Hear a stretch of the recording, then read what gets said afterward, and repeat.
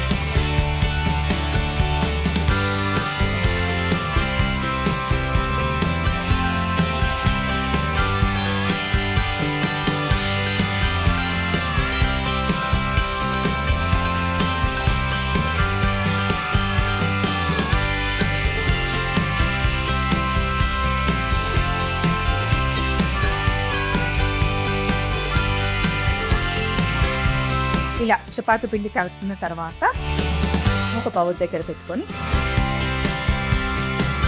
రైలు పలారం చేసుకుంటాం కదా, దానికన్నా కాస్త చిన్నగా మొత్తం గోధుమ పిండితోనే చేసేసుకోవాలి. ఇలా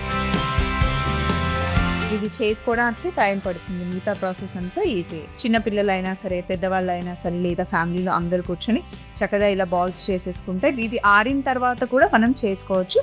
పచ్చిగా అప్పటికప్పుడైనా చేసుకున్నా ఓకే, ఆరిన తర్వాత అయినా చేసేసుకోవచ్చు అన్నమాట. చిన్న చిన్న ఉండలు చిన్నపిల్లలకి ఇచ్చినా కూడా చక్కగా చేసేస్తారు.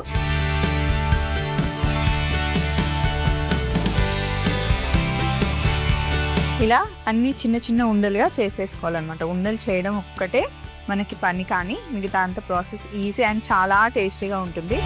చాలా ప్లేసెస్లో బతుకమ్మ టైంలో చేస్తారనమాట. బతుకమ్మలు మనం 9 రోజులు చేసుకుంటాం కదండి. 9 రోజులు రకరకాల సద్దులు కట్టుకొని, చిన్నప్పుడైతే నాకు ఇంకా గుర్తుంది, ఫ్యామిలీ మొత్తం చెరువుగట్టుకి వెళ్ళే వాళ్ళం అనమాట. మేము ఉన్నది చిన్న పల్లెటూరులో. చెరువుగట్టుకి మొత్తం ఊరంతా వచ్చేది. ముఖ్యంగా సద్దుల బతుకమ్మ రోజు అయితే అందరూ టిఫిన్ బాక్సులు కట్టుకొని వచ్చి అందరితో షేర్ చేసుకుంటూ బతుకమ్మని భలే సందడిగా చేసుకుంటారండి. ఇక నీళ్ళు బాగా మరుగుతున్నాయి కదా, ఇందులో ఈ ఉండలు వేసాయి.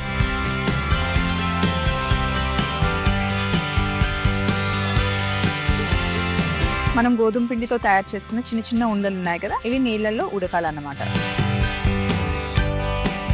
పెసరపప్పుని ఒక అరగంట నానబెట్టేసుకొని చక్కగా ఉడికిచ్చేసుకుంటే ఇలా మెత్తగా అయిపోతుంది. దీన్ని నేను ఈ స్టవ్ మీదకి షిఫ్ట్ చేసేస్తాను.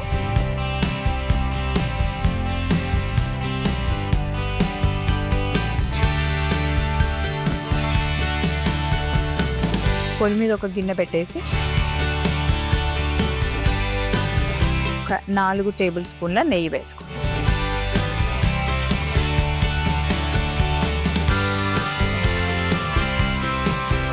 నెయ్యి కాస్త వేడెక్కిన తర్వాత ఇందులో మనం డ్రై ఫ్రూట్స్ని వేయించుకోవాలి. కిస్మిస్ వేస్తున్నాను, అలాగే జీడిపప్పు.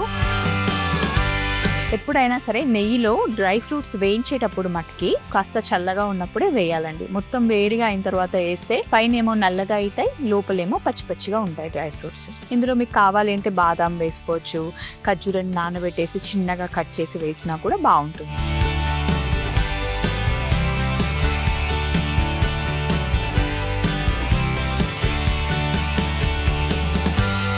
అలాగే ఇప్పుడు ఇందులో కాస్త సారా పలుకులు కూడా వేసి వేయించుకున్నాం.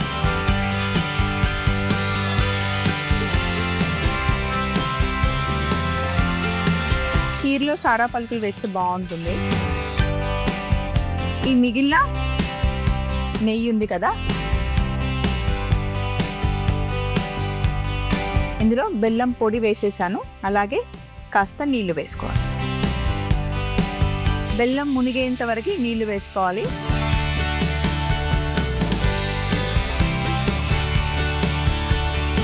మనం సారా పలుకులని చిరోంజి అని కూడా అంటాము. చిరోంజి మనం ఎప్పుడైనా కీర్లో కానీ పాయసంలో కానీ వేసుకుంటే బాగుంటుంది. బెల్లం బాగా ఉడికిన తర్వాత అప్పుడు మనం ఉడికించుకున్న పెసరపప్పుని వేసుకోవాలి. బెల్లం ఒక ఉడుకు వచ్చిన తర్వాత మనకు పాకం రావాల్సిన అవసరం లేదు, జస్ట్ బెల్లం ఉడికితే సరిపోతుంది. ఇప్పుడు ఇందులో మనం ఉడికించుకున్న పెసరపప్పు వేసుకోవాలి. బెల్లం పెసరపప్పు కాంబినేషన్ ఇంకా పచ్చి కొబ్బరి పాలు వేసి చేసిన పాయసం కూడా ఎంత బాగుంటుందో. పెరుపప్పు పాయసం అంటారు, చాలా బాగుంటుంది. ఏం లేదండి, పెసరపప్పుని బాగా ఇప్పుడు మనం ఉడికించినట్టుగానే ఉడికించాలి. బెల్లంలో వేసేసి కొబ్బరి పాలు అన్నీ ఒకేసారి వేసి బాగా దగ్గరగా వచ్చేంత వరకు ఉడికించిన తర్వాత అప్పుడు అందులో మనం యాలకుల పొడి వేసుకొని ఒకసారి కలిపిన తర్వాత ఇంకా చాలా డ్రై ఫ్రూట్స్ వేసి తాలింపు చేసుకోవాలన్నమాట. మొత్తం అదంతా మనకి కొబ్బరి పాలల్లో ఉడుకుతుంది కాబట్టి బెల్లం, కొబ్బరి ఇంకా పెసరపప్పు కాంబినేషన్ చాలా బాగుంటుంది అనమాట. వేడిగా ఉన్నప్పుడు బాగుంటుంది, చల్లగా అయిన తర్వాత కూడా ఫ్రిడ్జ్ లో పెట్టుకొని తింటే మంచి డెజర్ట్ లాగా ఉంటుంది అండ్ హెల్దీ కూడా. మీకు పెరుపప్పు పాయసం కావాలి అనుకుంటే గనక మమ్మల్ని అడగండి. మీకు కనిపిస్తున్న మెయిల్ ఐడికి మెయిల్ చేస్తే గనక నేను హ్యాపీగా చేసి చూపిస్తాను. మీ పేరు చెప్పి నేను ఒక కప్పు కూడా తినేస్తాను, హ్యాపీగా బాగుంటుంది. సో ఇప్పుడు పప్పు వేసాం కదా, ఇలా ఉడుకుతూ ఉన్నప్పుడు గోధుమ పిండి ఉండలు చేసుకున్నాం కదా, వాటిని ఇందులో వేసేయాలి. నీళ్లు రాకుండా ఓన్లీ ఉండలు ఒకటి తీసుకుంటే సరిపోతుంది. సో ఇప్పుడు కొంచెం కొంచెం నీళ్లు పడ్డా కూడా ఏం కాదండి.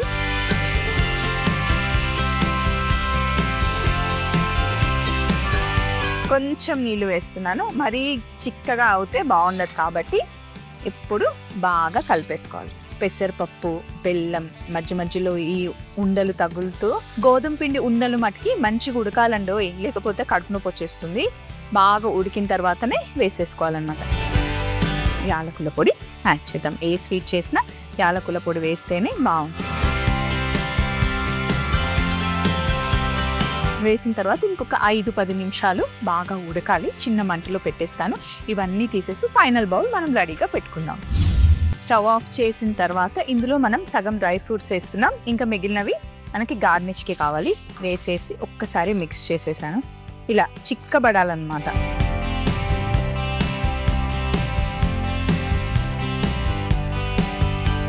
బసవ కజ్జం రెడీ అయిపోయింది. బౌల్లోకి తీసేసుకోవడమే.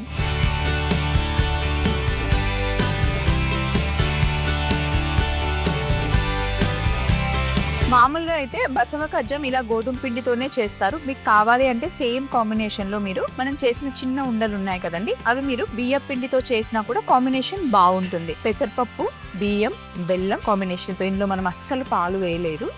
అండ్ పైనుండి కాస్త డ్రై ఫ్రూట్స్ ఇలా వేసుకుందాం.